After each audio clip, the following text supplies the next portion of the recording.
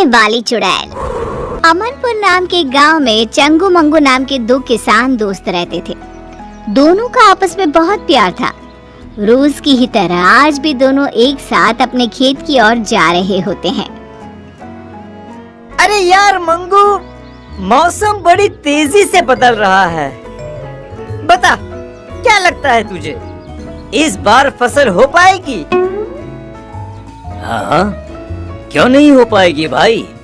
मेरे पास तो फर्टिलिक्स है, मैं शहर से लाया हूँ। ओ खाद तो, अरे वो तो हमारे पास भी है। सब गुड़ गोबर कर देता है तू, ये शहर में मिलता है। अरे तू कहाँ से पाएगा, बहुत महंगा मिलता है ये। दिखा दी ना अपनी औकात। मंगू, आखिर हमारे बीच पैसा आ ही गया। अरे नहीं चाहिए मुझे तेरे जैसा दोस्त जो हमेशा मुझे नीचा दिखाना चाहता है। अरे चंगू, पर मैंने कब तुझे नीचा दिखाया?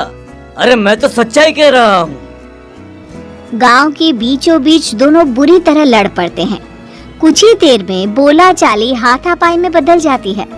गांव के कुछ लोग आकर उन्हें छुड़वाते हैं और अपने अपने काम पर जाने को कहते हैं। शाम को मंगू तो अपने घर लौट आता है, पर चंगू नहीं आता। अभी तक ये घर नहीं आए। इतनी देर तो ये कभी नहीं करते। भगवान ना करे इन्हें कुछ हो तो नहीं गया ना। मंगू भाई साहब के घर जाकर पता करती हूँ। रास्ते में ही उसे सुबह चंगू मंगू के बीच हुए झगड़े के बारे में पता चलता है। मतलब मंगू भाई साहब ने ही किया है ये सब। ऐसा बदला लिया कि मेरे सुहाग को ही गायब कर दिया। विमला गुस्से में सोनम के पास जाती है और कहती है, कहाँ है सोनम, बाहर निकल। बता मेरे चंगू जी कहाँ है? क्या किया है आप लोगों ने उनके साथ?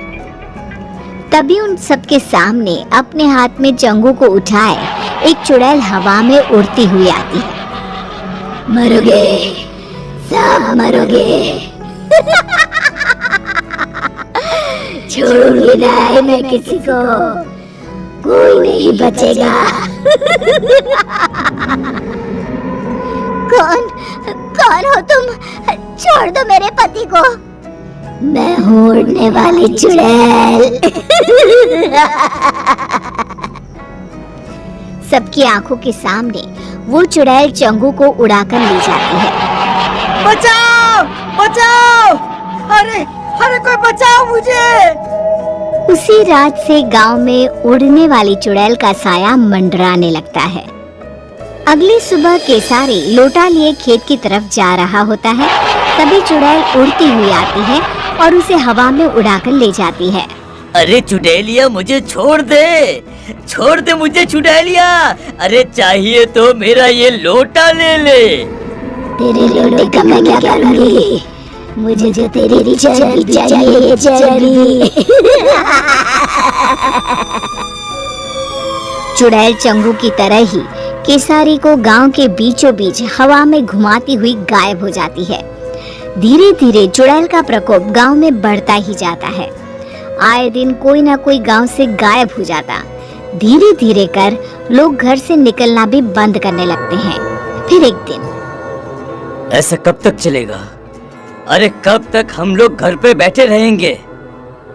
अब तो कोई अपने घरों के छत पर भी नहीं जाता। इस चुड़ैल से छुटकारा पाने का कोई ना कोई रास्ता तो निकालना ही पड़ेगा। हाँ जी, बिल्कुल सही कह रहे हैं आप। अरे पर हम लोग करेंगे क्या? पीछा करेंगे उस चुड़ैल का। पता तो करना ही होगा कि वो चुड़ैल गांव वालों को कहाँ ले जाती है। पर वो तो अचानक ही कहीं गायब हो जाती है। कहाँ से हम पता लगा पाएंगे कि वो कहाँ जाती है? गेहूं की एक पोटली तो लाना सोनम। ये पोटली ही आज सभी गांव वालों का ठिकाना बताएगी। शाम को मंगू जानबूझकर हाथ में एक गेहूं की पोटली लेकर गांव के चौराहे से गुजरता है। उसे देखते ही चुड़ैल उसे उठा ले जाती है।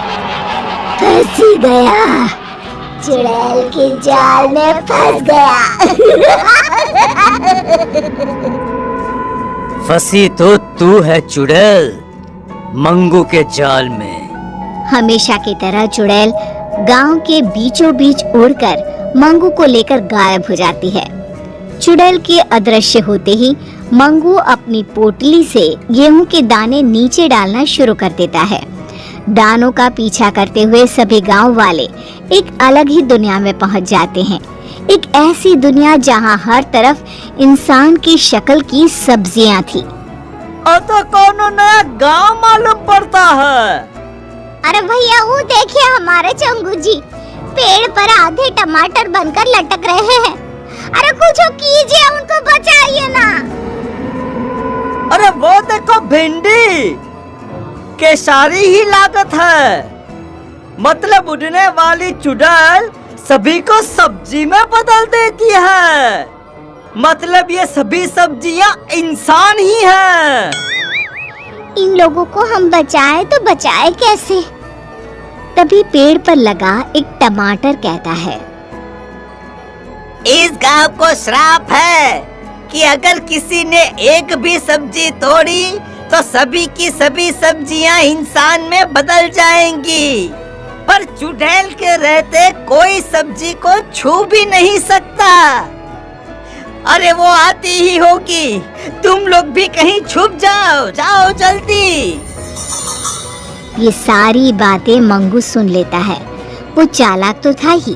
वो चुड़ैल से कहता है, जो मर्जी तुम्हारी, वो सब्जी मुझे बना दो, मगर बाहर धूप में जो सब्जियां सड़कर टूट गई तो? मेरी सब्जियां टूट नहीं सकती, उन्हें ताजा रहना होगा। तो किसी को सब्जियों को पानी देने के लिए क्यों नहीं रख लेती? हाँ, ये सही रहेगा, पर ये काम करेगा कौन? हाँ, वैसे तो मुझे मटर बनना था, पर ये काम भी चलेगा। जाओ चुड़ैल, तुम आराम करो, तब तक मैं सब्जियों को पानी दे आता हूँ। मंगू बाहर जाता है और सब्जियों को पानी देने के बहाने एक सब्जी तोड़ लेता है। जैसे ही वो सब्जी तोड़ता है, जादुई नगरी खत्म हो जाती है। सभी सब्जियां इंसानों में बदल जाती है। तभी वहां भागती हुई एक खूबसूरत लड़की आती है। मैं एक श्रापित राजकुमारी थी। जब तक कोई छुपकर सब्जी नहीं तोड़ता, मैं आजाद नहीं हो सकती थी। तो मुझे बताओ, तुमने कभी किसी को सब्जी तोड़ने क्यों नहीं दी? ये श्राप था ही ऐसा। मुझे सभी को सब्जी तोड़ने से रोकना था। बाकी मुझे कुछ भी याद नहीं था। श्राप ने मेरी बुद्धि ले ली थी।